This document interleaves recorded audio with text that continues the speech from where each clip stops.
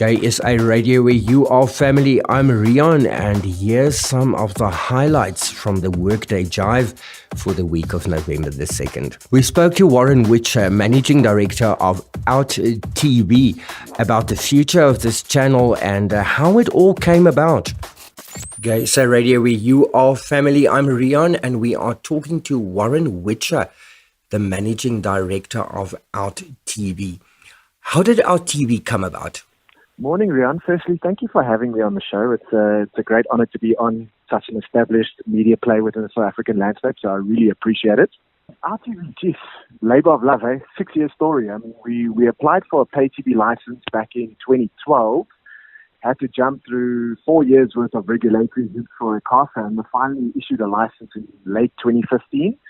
Since then, it's been a constant discussion with various other stakeholders, including broadcasters, telco companies, etc., to get a platform deal going so we could get the channel up and running. So, I mean, RTV is definitely not just a new player in the market. It's something we've been working on for the last 6 years. How is the brand growing? Fantastically well. So obviously, when we're part of the global RTV brand, which is obviously headquartered out of North America, and I mean globally, RTV is growing at an amazing rate. I mean, they've just launched this year alone in Australia, New Zealand, Argentina, Germany, and they've just done a global deal with Amazon to take them to another 28 countries, and then obviously South Africa. So I mean, the brand itself globally is growing fantastically well. Obviously, it's a brand new brand within the South African market, but if this last month is anything to go by, it's going gangbusters. I mean, the positive sentiment has been absolutely overwhelming. So you started this channel 6 years ago. Tell us more about that. For sure, we did. So when we applied for a pay TV license back in 2012, we immediately entered into a partnership with the global RTV network, and it's always been our intention to launch the brand and the channel in the country. And then a month ago, this actually happened, and you say it's been a thundering success. Thundering success. And I mean, I must commend DSTV as our broadcast partner.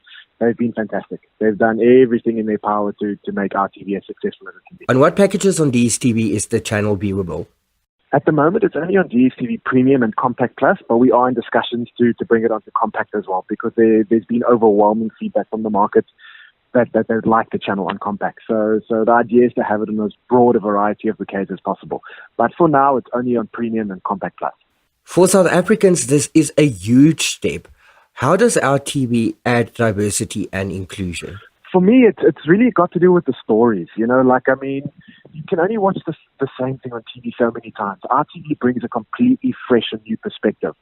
The other thing is that, obviously, it tackles issues like, you know, homophobia in the media, trans representation in the media. I mean, we all know the story. You know, there's, you know, our existing broadcasters, they take the plunge and they create stories with LGBT characters or themes, but then they put it on at 10 o'clock at night. So, you know, it helps address those types of issues. So it just puts it out there for everyone who's interested. It's great entertainment, and, you know, it's something different and fresh in the market. So we're very proud of that. Content-wise, what can we expect to see on it? So, you know, because it was a pop-up channel just for the month of October, it was very difficult to invest in local content. So the channel at the moment is pretty much all international, but that will change. That being said, though, the international content is absolutely fantastic. I mean, RTV Global has been in operation for 16 years. They've cornered the market within the LGBT space.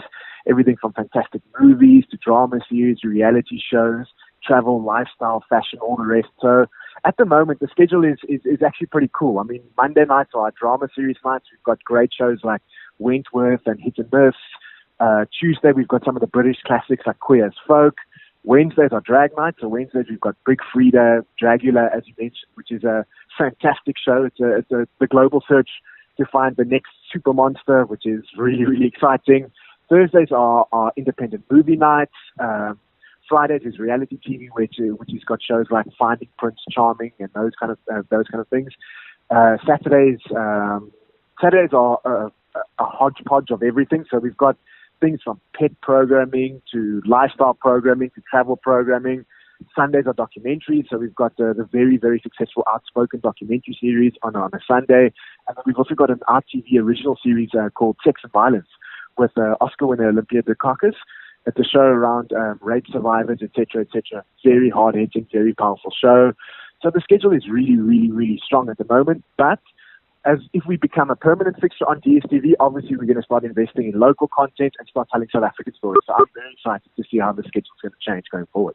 What are your long-term goals? Are you going to go on longer than a month? So we're in discussions with DSTV at the moment to make the channel permanent. We're just going through the commercials, etc., etc. Obviously, the point of the pop-up was to test the market appetite. And I mean, the overwhelming feedback and sentiment has been, yes, there's a clear market desire for the channel, which is great. That's the first step. Now it's about, bedding down schedules, EBG slots, bouquet carriage, all those kind of things, which we're busy with. And I mean, Multijuice, like I said previously, has been absolutely amazing. So yes, the intention is to have the channel permanently on air, as well as introduce, subscription on demand services and over-the-top services in partnership with a couple of the telcos. So we're in discussions with Vodacom and Telkom at the moment as well to try and get the channel and the content distributed as widely as possible. So things are looking exciting, very exciting. Can you talk more about the plans for local content? Yes, of course. So, I mean, obviously, as a subscription license holder, we're obligated to carry local content over the long term.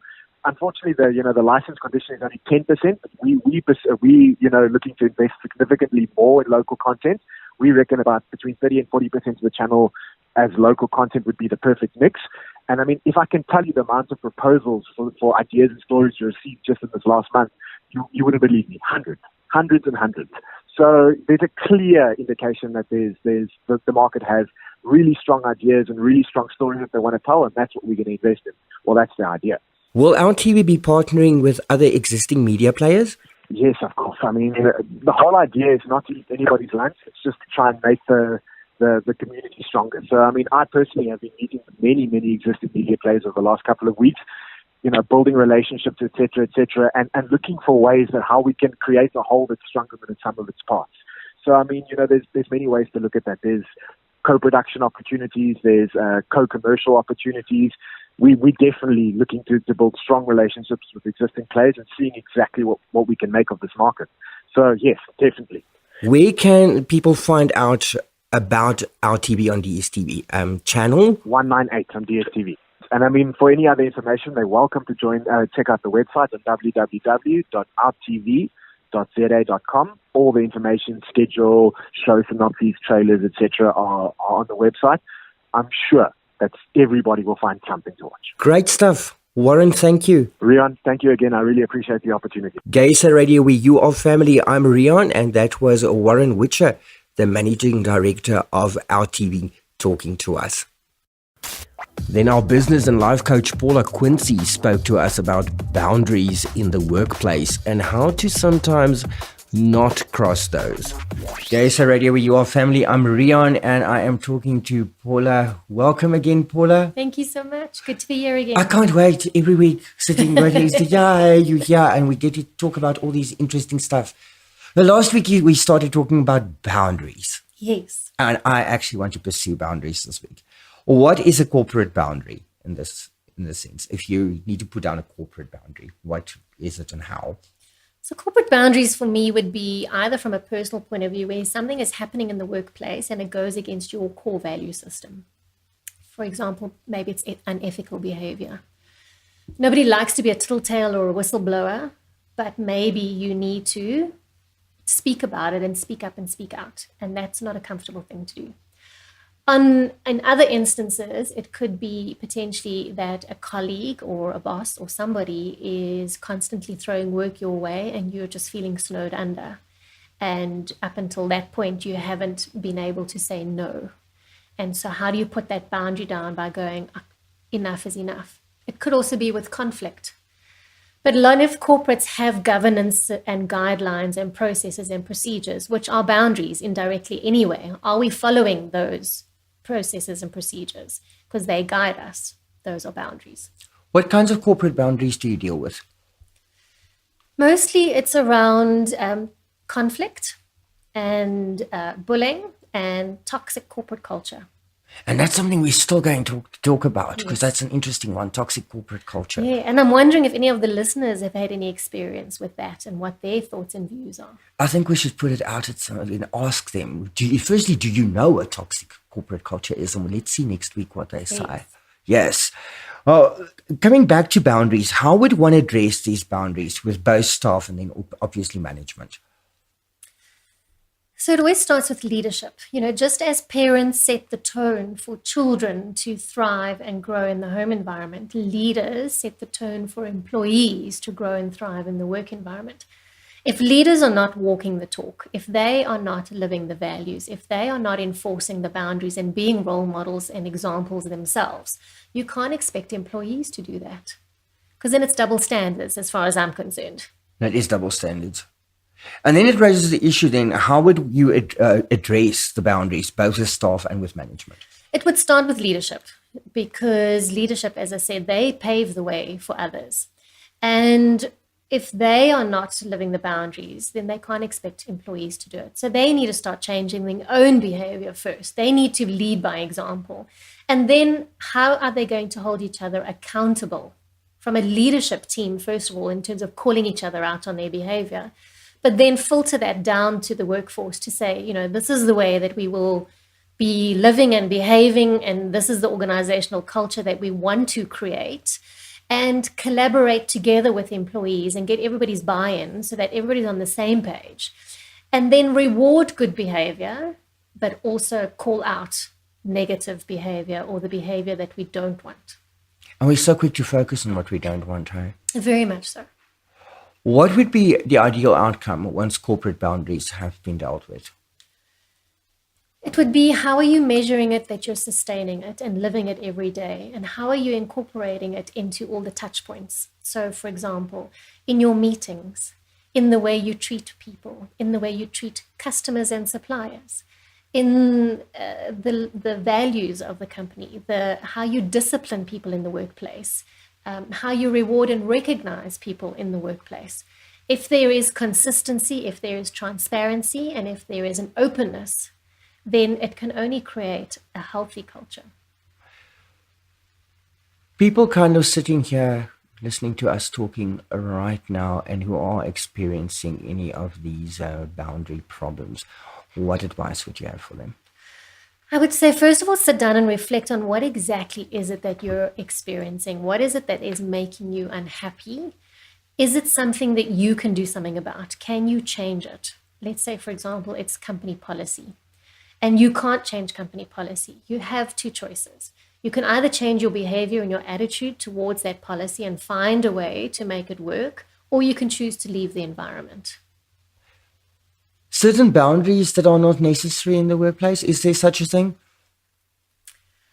I think when you try and police people or micromanage people, that's going to cause conflict. And people don't thrive under those, or not everybody.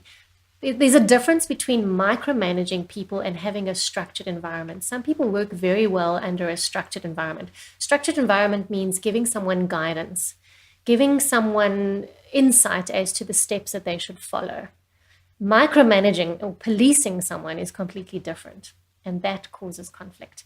And if you're feeling like you're being micromanaged, then you need to have that conversation with the person and give them an opportunity to change, because they may not be aware that they are micromanaging you.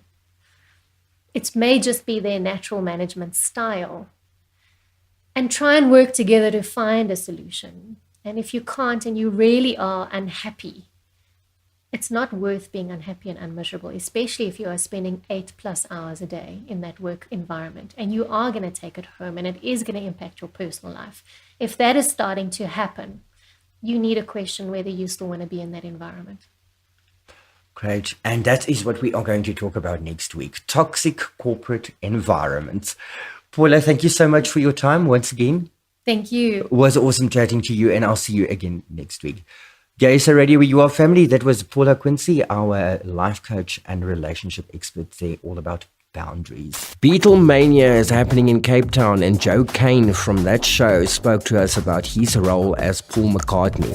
JSA Radio, where you are family. I'm Rian, and I am talking to Joe Kane, the lead singer of Beatlemania. Hello, how are you? I'm great, man. Yeah, just off the plane from the UK.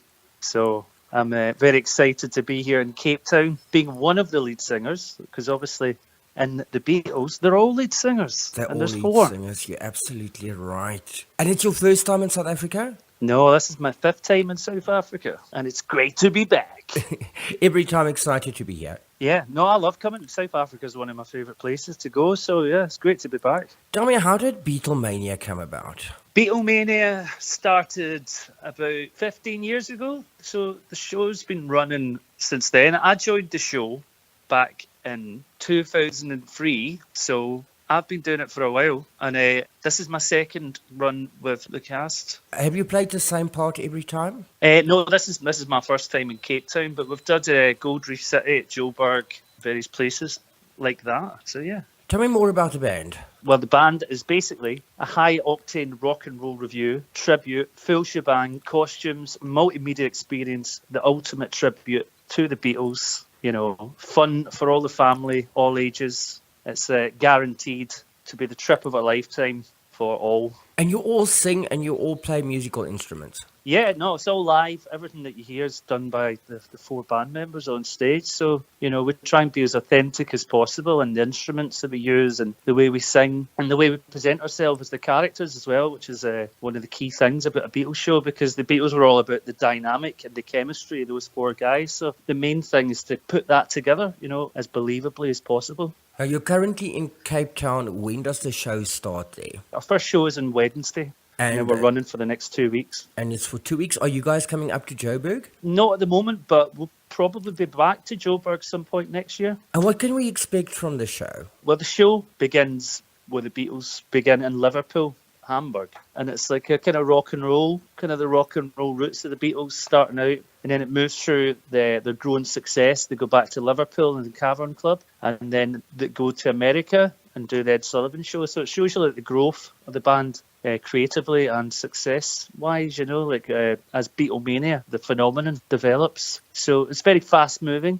You know, we change costumes every 10 minutes and, you know, the personas develop. So it's a lot of fun, and it's also, you know, very true to the Beatles story as well. So, but that must be exhausting if you change costumes every 10 minutes. Well, it's exhausting if you've not been working out. Obviously, I'm like a trained athlete. You know, I'm very, very fit, and you know, so you have to be fit to be able to do those quick costume changes. I'm very fit. You know, I'm always in the gym, never out of the gym, because it takes a lot of energy to like take jackets on and off. How long is the show? The show's just about 2 hours long. Yeah, we spend a bit of time on each era. You know, we start off doing the early hits, you know, Love Me Do, Please Please Me. Then we move into kind of, you know, when the Beatles start selling lots of records, Ticket to Ride, Help. And then we do Sgt. Pepper and all the psychedelic kind of stuff as well, and Let It Be and Hey Jude to kind of close. So obviously, you know, all the big crowd pleasers. And it's a 2-hour workout for you? Yep, it's a workout in itself. Do you actually go to the gym when you do shows, or is that your workout for the day?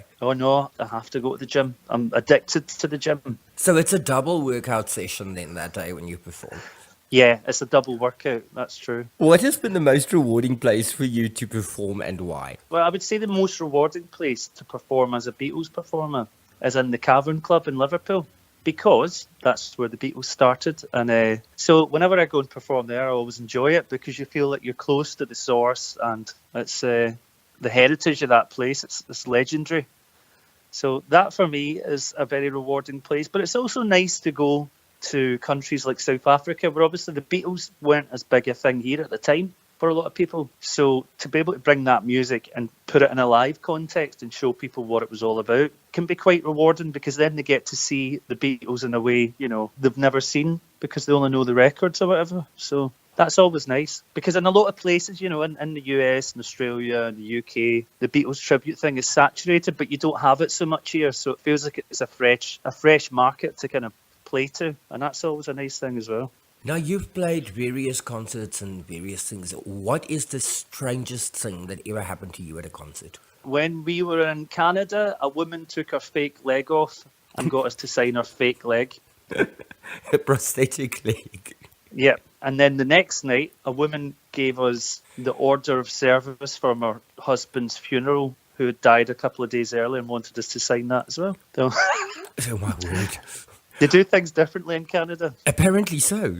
Now, how would you handle, let's say you are in the middle of a performance and you are doing your thing, and suddenly the biggest gay fan in the world jumps out and he runs on stage and he goes, "Oh my God, Joe, I love you so much. Sign my bum." What will you do? I would definitely sign his arse. Like, I mean, I don't mind. And it wouldn't be the first arse that I've signed live on stage, I'll tell you that. So that's never happened before. No arse sign. No, it has. It actually has. In my own band, one time a guy got up and we signed his bottom. So no, it wouldn't be a first. Put it that way. Shit, I'll have to be more kind of original about this one. And when you guys come out up to Joburg, I'm going to get you on that. Yeah, if you can get on stage without getting kicked out, then definitely. I can manage to do strange things, hey? So coming back to, what is your most iconic Beatles song? That's a very hard question for me. Like, any time that you do an interview, someone always asks, what's your favourite Beatles song and what's your favourite Beatles album? And as someone who has grown up obsessed with the Beatles, I find it's very hard. It's like trying to pick a favourite child. But, you know, I genuinely love every song and every album. Like, I'm a really big fan. And it just depends. Like, there's different ones I like for different reasons. Do you know what I mean? Like, there's ones that I particularly love performing, like, for many different reasons. Like, A Hard Day's Night is a song that I love because I don't feel I've really got the show going yet until I play that song. For me, as a performer, they all have a different place. And it's, you know, it's always a pleasure. People always say, do you get sick of playing Beatles songs? And I don't ever. Like, I love it. It's magic. Did you grow up listening to the Beatles? My mum and dad were not Beatles fans. I seen the Beatles on television when I was about 11, and I just became instantly obsessed with them, and I had to get a guitar. So I kind of learned everything from listening to them. What is it like now actually doing it compared to when you were watching it as a child thinking, you know, I would love to do that? What is it like? Well, the difference is back then in the 90s, you didn't have YouTube and you didn't have all these different ways of listening and dissecting the music. So back then, all you had was the records and the films. So to actually pick out parts and work out how stuff should be played was much more difficult. So when I started doing Beatles stuff about 10 years ago, you know, YouTube was a place to check out because there was a lot of people talking about how to play things. There was a lot of people talking about the harmonies, you know, and why things sound the way they do on Beatles records, because it's not always easy to pick it out, you know, and it's not music that's like scored or can be scored very well because it's very much feel music rather than technical music. So that's the difference, I would say, from when I got into it. Like, it's much more accessible now. What made you decide to come back to South Africa? Money. It's a good answer. Well, it's my job. Like, so basically, someone says, "Do you want to come and do this run of gigs?" And I say, "Yes, please," because it's fun and you get paid. So and I'll always come back to South Africa because I'll always have a good time here. The audiences are great and people are generally very nice. Give me those dates you're performing again. You're starting this coming Wednesday. Wednesday until the 11th of November. And that's in Cape Town. Where in Cape Town? Artscape Theatre. Okay, and if people want to get tickets, how do they go about that? Tickets are available online, computicket.com. Okay, so we can get tickets at CompuTicket, and they kind of just click on the Beatles show, the Beatlemania. You can roll up to the theatre and buy some tickets on the door as well, you know what I mean? Like, just come and get the Beatles. You get a free bum signing with every ticket as well. Tell all your fans, orderly queue at the front of the stage. I am going to put this out on air, and you know what? You're going to suffer the consequences. Okay. Then Two cheeks for the price of one. What can we expect from the band members for the future? Well, I don't know. More Beatles. This is it for me. Like, I make my own music as well. You do? Tell me a bit about that. Well, I just released an album on Friday, actually. So that's available on Spotify now. Listeners, go and listen to it. And that's what I do. What is it called? It's called Joe Kane /Radiophonic Tuck Shop. And it's a lot of fun. And it's kind of like the Beatles, but with a bit of a modern twist to it as well. And it's done by you as Joe Kane? Yes. Great. I am going to definitely take a listen to that. Yeah, check it out. Joe, thank you so much for your time, and I really hope the concert is a rocking success, and we can't wait to see you guys back up here in Joburg.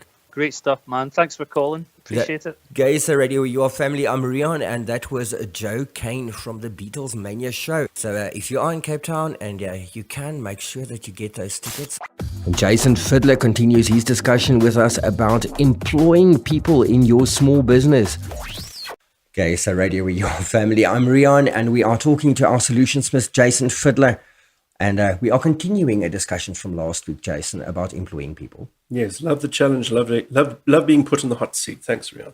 That's just a great pleasure. Yes. I think, we've spoken now about legalities and stuff and what to look at, but what would the steps be if you employ somebody? If you've got the ad out there, what steps would you follow? Well, you've got to be prepared for the kind of response that you're going to get for your advert. So depending on what medium you've put it out on, whether it's in the newspaper or a Gumtree advert or what have you, you're definitely going to be faced with quite a number of responses. So the first thing is that these people have taken the time to respond to your ad. You need to take them seriously. You have a responsibility to wade through the CVs and the applications in order to get to the person that you're looking for. You have to be impartial. Don't be sitting there and applying your personal prejudice, whether it's gender, sex, race, religion, it doesn't matter.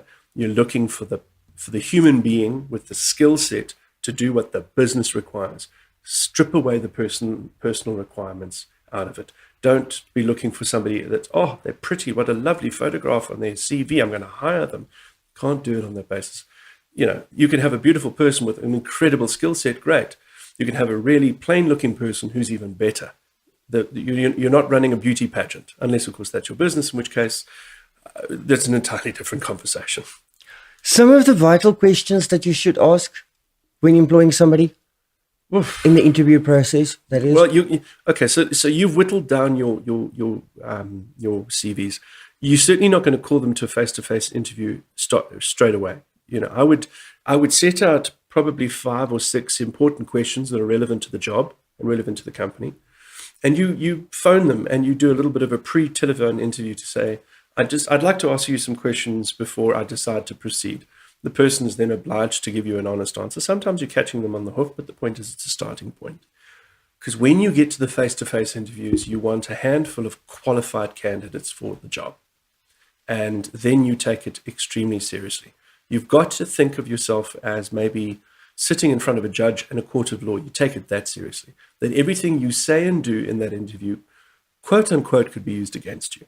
So you've got to make sure that it's extremely professional. There's no undertones. We're very exuberant people as LGBTIQ people. We've got to keep it very, very straightforward. No innuendos, no funny business. You have to be very, very professional when you sit the person down, because it also conveys to the employee that you're taking them and the process seriously. That will help you find the right candidate. Now, last week you spoke about checking credentials. Now, Yes, the other thing people yes. are putting on these CVs are references. And, I know people don't always check the references. Is this important? It's so important. And I'll give you an example. I was helping an organization out, and they had a small operational entity within the organization that had an employee. And that management person left the company, and we as the volunteer organizers were then asked to do recruitment. So we brought in a series of CVs and candidates. We had one terrific sounding candidate, and the one manager decided to do double checks on the references. And the reference sounded just a bit too good to be true. It turned out the person that was the referee was in on the act, was actually buttering it up. And again, it's that use your common sense. If it sounds too good to be true, it is not true. So yeah, we through that process, and believe it or not, through Facebook, again, very useful tool, we found that this person was in fact lying, and they didn't get the job. Some of the critical factors to consider when hiring new employees? Reliability, capability, honesty, dependability. Somebody that if they're going to be working in a group of people, will they be a team player or will they be an introvert?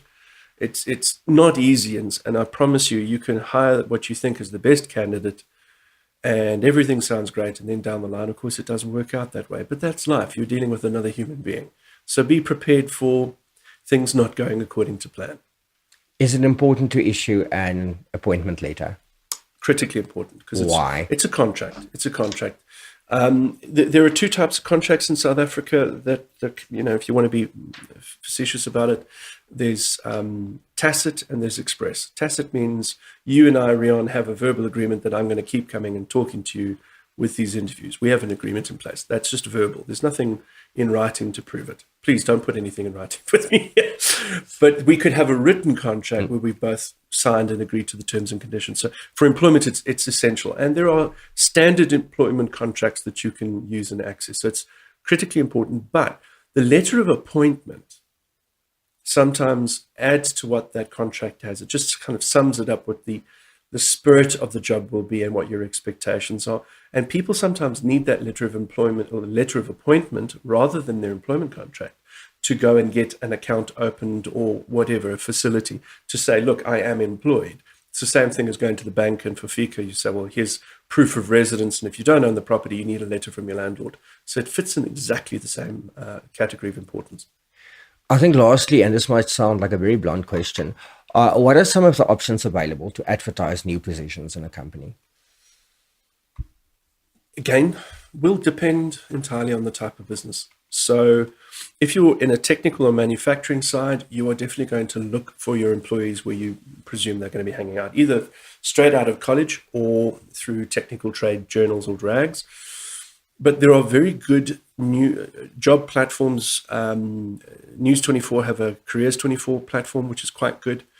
The platforms where you have to pay to place the advert are in fact much, much better for you than the free Gumtree ads, because it's kind of one of those things. You want it cheap, you're going to get it nasty. So be prepared as an employer to make a bit of an expenditure to achieve what you want. Not all of us can afford sometimes a few $100 or a few $1,000. If you're in a position to maybe put a few $1,000 into the process, then go through a formal professional recruitment consultancy, because I promise you that's going to take a lot of pressure off your time, and your time is money, and this process is very time consuming. Great, Jason. Thank you so much for your advice. My pleasure, Rian. JSA Radio, where you are family. I'm Rian, and that was our solutionsmith, Jason Fiddler, talking us about hiring employees.